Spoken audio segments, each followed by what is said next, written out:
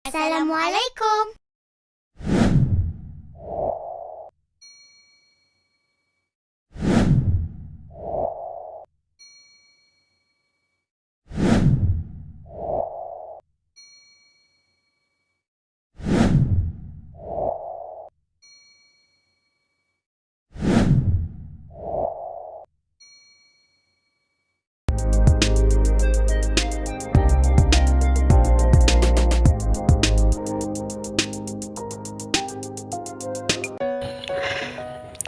Halo semua, di sini kami akan menjelaskan tentang Pteridophyta atau tumbuhan paku. Tumbuhan paku atau Pteridophyta merupakan tumbuhan yang struktur tubuhnya berkormus dan termasuk kelompok Tracheophyta. Dikatakan tumbuhan berkormus karena akar, batang, daun dapat dibudidayakan. Tracheophyta adalah tumbuhan yang berpembuluh. Selanjutnya, tumbuhan Pteridophyta menghasilkan spora sehingga disebut juga tumbuhan Cormophyta berspora.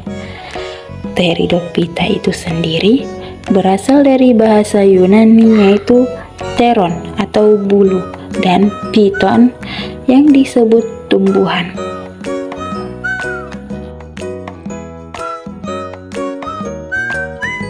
Reproduksi Pteridophyta.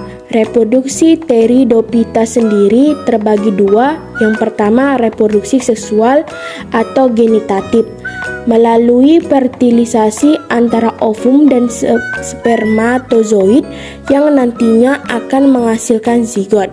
Yang kedua, reproduksi aseksual atau vegetatif melalui pembentukan spora di dalam sporanium dan menggunakan rizom.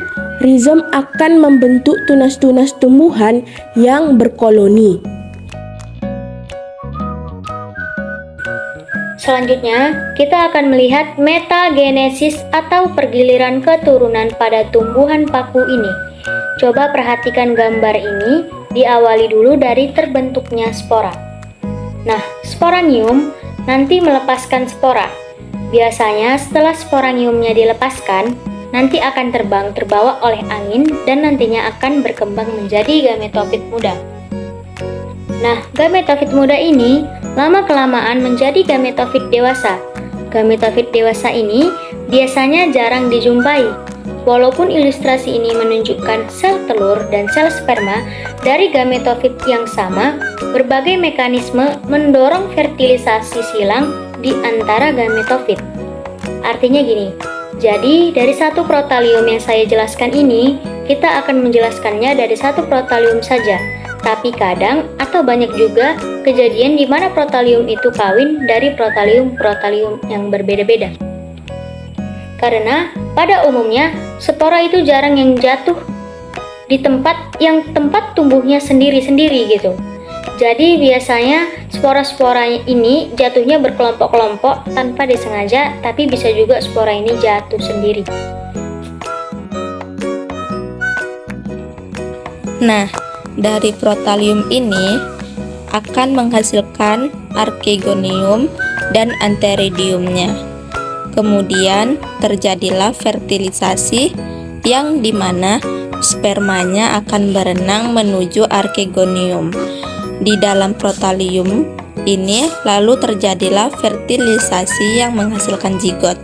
Nah, kemudian zigot akan berkembang menjadi sporofit baru.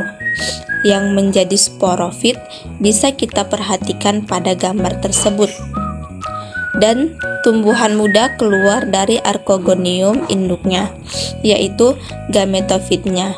Jadi, setelah fertilisasi terjadi dalam arti penunggak zigot ini akan terus berkembang menjadi sporofit baru dan nantinya akan menjadi tumbuhan paku. Nah, disitulah yang disebut dengan tumbuhan sporofit ini. Tumbuhan paku ini seperti yang kita sudah jelaskan akan dibentuklah sporofitnya atau daun yang menghasilkan spora. Nah, di dalam daun tersebut setelah dihasilkan sporanya atau sporanya sudah matang, akan kembali ke bentuk semula.